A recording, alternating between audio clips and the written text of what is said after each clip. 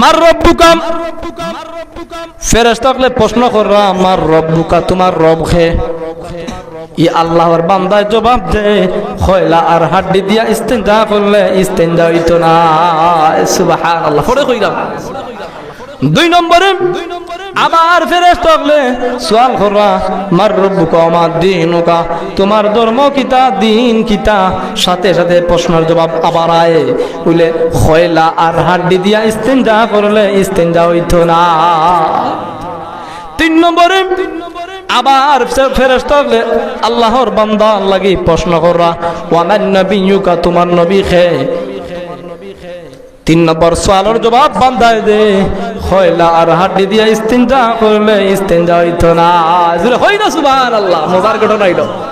এবার ফেরেশতা হলেন রব্বে কারীমের দরবারে দরখাস্ত করুন, রব্বুল আলামিন, আয় আল্লাহ, আমরা কোন দরবারের মধ্যে ফাটাইছে গো আল্লাহ? বান্দারে সওয়াল করলাম মার রব্বুকা ওয়া মা দীনুকা ওয়া মান নবিয়ুকা। 3টা সওয়ালের জবাব বান্দায় এভাবে এক সমান দিল গো রব্বুল আলামিন। কোন দরবারের মধ্যে ফাটাইছো গো আল্লাহ? আমরা তো জানি না।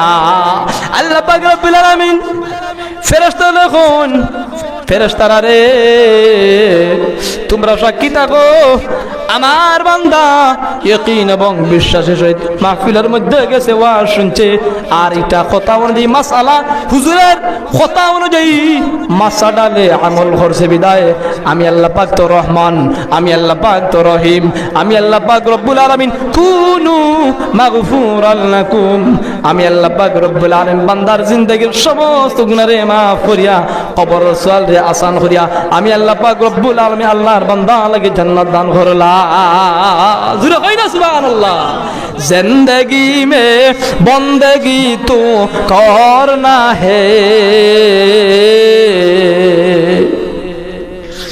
जिंदगी में बंदगी तू करना है, जिंदगी में बंदगी शर्मिंदा है, जिंदगी में बंदगी शर्मिंदा है।